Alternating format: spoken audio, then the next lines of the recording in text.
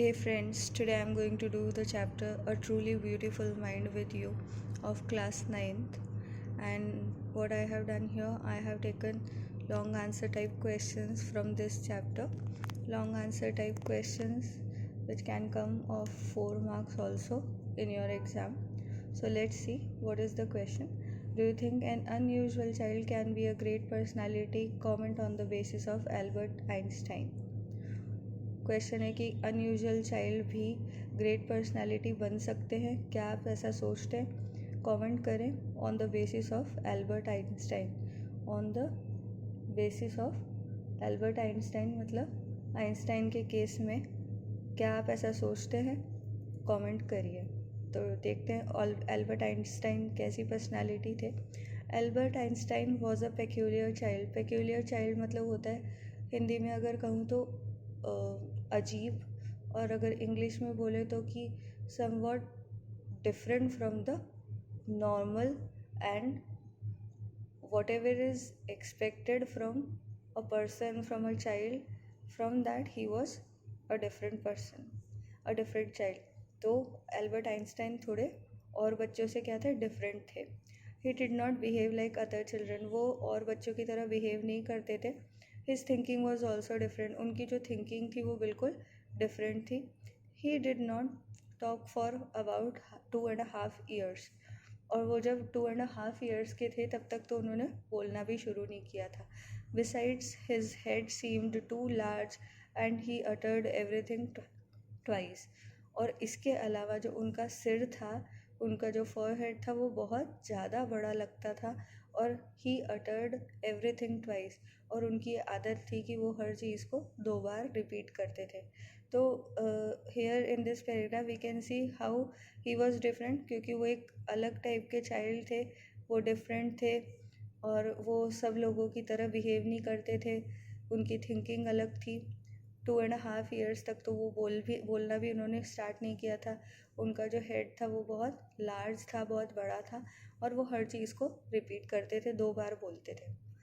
Now in this paragraph we will see Einstein did not prove a good student when he was quite young. और जब वो young थे तब तो वो एक बहुत अच्छे स्टूडेंट भी नहीं थे. But he was interested in physics. पर क्या था कि वो फिज़िक्स में इंटरेस्टेड थे. उनको इंटरेस्ट किस चीज़ में आता था? केवल फिज़िक्स में. He was also highly gifted in mathematics. और हाईली गिफ्टेड भी थे किस में? कौन से सब्जेक्ट में? मैथमेटिक्स में. मतलब उन्हें मैथमेटिक्स भी बहुत ज़्यादा पसंद थी. इन 1905 his famous paper called special theory of relativity was published. और 1900 में क्या पब्लिश हुआ? उनका एक पेपर प्रेजेंटेशन हुआ, पेपर पब्लिश हुआ. वो क्या था, किस पर था? Special theory of relativity. तो उसके बाद फिर उन्होंने क्या करा? इन 1919 his theory of gravity was proved right. और 1919 में क्या हुआ? उनकी जो थियोरी थी ग्रेविटी वाली, जो कि हम सभी जानते हैं, वो भी सही प्रूव हुई. He was now called a scientific genius. और अब वो क्या कहलाने लगे? A scientific genius. He was awarded Nobel prize in 1921 for physics. और यहीं पर सब कुछ वो नहीं हुआ, ख़त्म नहीं हुआ कि उनके पेपर पब्लिश हुए या उनकी थ्योरी पब्लिक में आई. पर उनको क्या हुआ? वो साइंटिफिक जीनियस प्रूव हुए और उनको नोबेल प्राइज़ भी मिला 1921 में for physics. When he died in 1955, he was celebrated as a visionary and world citizen. और जब उनकी डेथ हुई 1955 में, तो वो सेलिब्रेटेड थे कैसे? As a visionary.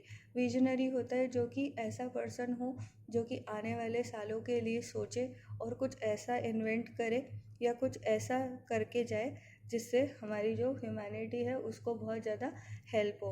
और he was celebrated a world citizen. और वो सिटीज़न केवल अपने कंट्री के ही नहीं कहलाए, बट वो वर्ल्ड सिटीज़न कहलाए, क्योंकि उन्होंने इस ह्यूमैनिटी के लिए और लोगों के लिए उन्होंने काम किया. तो आप देख सकते हैं इस क्वेश्चन में कि इस क्वेश्चन में पूछा था कि अनयूजुअल चाइल्ड भी क्या ग्रेट पर्सनालिटी बन सकते हैं. तो हम सोच सकते हैं कि हाँ, क्योंकि हम अपने अराउंड, अगर हम अपनी क्लास की भी बात करें तो बहुत सारे बच्चे हमें ऐसे मिलते हैं जो कि इंट्रोवर्ट होते हैं, किसी से ज़्यादा बात नहीं करते और कोई कोई बच्चे होते हैं जो स्टैमर करते हैं, कोई कोई बच्चे होते हैं जिनका अपीयरेंस बहुत अलग सा होता है, पर फिर भी हम ये अज्यूम नहीं कर सकते कि they can not be a great personality. वो भी अगर अपनी लाइफ में किसी भी चीज़ में अगर एक्सेल करते हैं तो वो भी क्या हो सकते हैं, ग्रेट पर्सनैलिटी बन सकते हैं, लाइक एल्बर्ट आइंस्टाइन। तो फ्रेंड्स, इस क्वेश्चन से हमको पता लग गया कि एल्बर्ट आइंस्टाइन शुरू में कैसे थे, उनकी पर्सनालिटी कैसी रही थी। और ज़रूरी नहीं है कि कोई इंसान जो पढ़ने लिखने में शुरू में अच्छा नहीं है या उसको किसी चीज़ में इंटरेस्ट नहीं है तो वो कुछ नहीं कर सकता। एल्बर्ट आइंस्टाइन के साथ भी ऐसा ही हुआ कि शुरू शुरू में तो वो अच्छे स्टूडेंट भी प्रूव नहीं हुए, तो ऐसा नहीं था कि वो आगे चल के कुछ नहीं कर पाए, बल्कि हमने देखा कि आगे चल के उन्होंने फिज़िक्स और मैथ्स में जैसे उनको इंटरेस्ट था तो उन्होंने उसमें मेहनत करी और आगे उन्होंने क्या करा, नोबेल प्राइज़ भी विन किया, साइंटिफिक जीनियस कहलाए, and he was called as a visionary and world citizen. तो इट्स ट्रूली राइट कि अनयूजुअल चाइल्ड भी क्या हो सकते हैं, ग्रेट पर्सनैलिटी बन सकते हैं। तो फ्रेंड्स, अगर एल्बर्ट आइंस्टाइन के बारे में क्वेश्चन आता है कि what kind of a personality he is, what kind of achievements he had, तो आप इस आंसर में से पिक कर सकते हैं जो भी आपके लिए नेसेसरी होगा। नाउ नेक्स्ट क्वेश्चन मैंने यहाँ पर लिया है आपके लिए कि how did Einstein express his fear of atomic bombs, what did he do to avoid destruction caused by such bombs. अब आइंस्टाइन जो हैं उन्होंने एटॉमिक बॉम्ब्स के लिए कैसे अपना फियर एक्सप्रेस किया और what did he do to avoid destruction caused by such bombs. अब आइंस्टाइन की जो थियोरी थी और उन्होंने जो फाइंड आउट किया उससे उन्हें पता था कि एटॉमिक बॉम्ब्स क्या हो सकते हैं, बहुत ज़्यादा रिस्की हो सकते हैं, बहुत ज़्यादा डिस्ट्रक्टिव हो सकते हैं। तो उन्होंने इस चीज़ को अवॉइड करने के लिए और यूज़ ऑफ एटॉमिक बॉम्ब्स को अवॉइड करने के लिए, क्योंकि उन्हें पता था कि इसका कितना ज़्यादा डिस्ट्रक्शन हो सकता है, तो उसके लिए उन्होंने क्या करा, let's see. Einstein was a scientific genius and he was well aware of destruction caused by atomic bombs. उनको पता था कि जो एटॉमिक बॉम्ब्स हैं वो कितना ज़्यादा डिस्ट्रक्शन कर सकते हैं। तो American scientist fear that the Nazis could build an atomic bomb. जब अमेरिकन साइंटिस्ट को ऐसा डर था कि नाजीज, जो जर्मनी में जो लोग रहते थे, जो नाजिज्म फॉलो करते थे, वो लोग क्या कर सकते थे, एटॉमिक बॉम्ब बना सकते थे। He knew that its explosion would prove devastating for human beings. और ही मतलब यहाँ पे एल्बर्ट आइंस्टाइन को कहीं ना कहीं पे पता था कि अगर एक्सप्लोजन एटॉमिक बॉम्ब का होता है तो it can prove devastating for human beings, ये ह्यूमन बींग्स को तबाह करके रख देगा।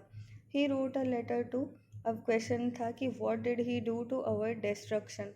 तो अब उसने अपनी तरफ से, आइंस्टाइन ने अपनी तरफ से क्या किया, he wrote a letter to American president, उसने अमेरिकन प्रेसिडेंट को लेटर लिखा, warning against the misuse of atomic power. और उसने अमेरिकन प्रेसिडेंट, जो द देन प्रेसिडेंट थे, उस टाइम के प्रेसिडेंट थे, उनका नाम था फ्रैंकलिन डी रूजवेल्ट, तो उनको उसने लेटर लिखा आइंस्टाइन ने और वार्न किया अगेंस्ट द और about the misuse of atomic power. He did not want America to develop atomic bombs, और वो नहीं चाहते थे कि अमेरिका एटॉमिक बॉम्ब्स को डेवलप करे।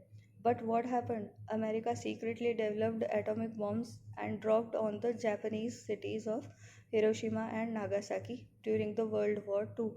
और फिर भी अमेरिका ने, डिस्पाइट द फैक्ट कि ये कितना डिवास्टेटिंग हो सकता है ह्यूमन बींग्स के लिए, अमेरिका ने सीक्रेटली क्या करा, एटॉमिक बॉम्ब डेवलप करा और उन्होंने ड्रॉप कर दिया। उन्होंने ये सब चीज़, एटॉमिक बॉम्ब का यूज़ किसके अगेंस्ट किया, to Japanese cities that are Hiroshima and Nagasaki, we all know, during the world war two. और वर्ल्ड वॉर टू के टाइम पर उन्होंने इन दो सिटीज़ पर क्या करा, एटॉमिक बॉम्ब्स का एक्सप्लोजन किया। फिर है, after the incident he joined politics and decided to work for world peace and democracy. And now after this, after the happening of this kind of crime which was done by America, तो वो क्या थे, वो बहुत ज़्यादा shocked थे और बहुत ज़्यादा इस चीज़ से डिसअपॉइंटेड थे। तो उन्होंने क्या करा, आइंस्टाइन ने पॉलिटिक्स ज्वाइन करी and decided to work for world peace and democracy, और उन्होंने वर्ल्ड की पीस के लिए और डेमोक्रेसी को आगे चलाने के लिए उन्होंने पॉलिटिक्स ज्वाइन करी। He wrote a public letter to the United States advocating for the formation of a world government. और उसके बाद उन्हें इतना ज़्यादा डिसअपॉइंटमेंट थी, वो डिसहार्टन्ड थे, तो उन्होंने एक पब्लिक लेटर निकाला यूनाइटेड स्टेट्स के लिए, यूनाइटेड स्टेट्स में, और एडवोकेट करते थे, वो इस चीज़ को फोर्स करते थे for the formation of world government. और वो ऐसा नहीं मानते थे कि किसी एक कंट्री की अलग गवर्नमेंट होनी चाहिए, दूसरे कंट्री की अलग होनी चाहिए, बल्कि ही प्रपोज्ड क्या, वॉट, वर्ल्ड गवर्नमेंट, कि एक वर्ल्ड की गवर्नमेंट हो जिसमें बस ह्यूमन बींग्स के लिए अच्छा सोचा जाए और सारे कंट्रीज़ को सेम माना जाए, ना कि कुछ कंट्रीज़ अलग हों, कुछ कंट्रीज़ अलग हों, या फिर किसी कंट्री के बीच में फ्रेंडशिप हो और कोई उनके एनिमी हो।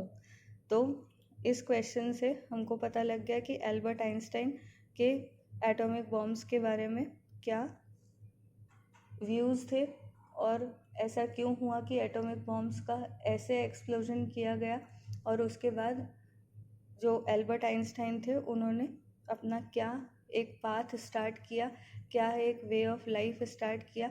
तो you can see here that I have taken 2 questions here which are so important from this chapter, क्योंकि स्टूडेंट्स एक तो क्वेश्चन आता है कि एल्बर्ट आइंस्टाइन के बारे में कि उनका कैरेक्टर कैसा था, जो कि हमने किया इस फर्स्ट क्वेश्चन में कि कैसे वो एक अनयूजुअल चाइल्ड थे, और उसके बाद कैसे उन्होंने जो उनका फील्ड था, जो जिसमें उनको इंटरेस्ट था, उन्होंने वो वाले सब्जेक्ट्स लिए और उसमें आगे उन्होंने एक्सेल करा।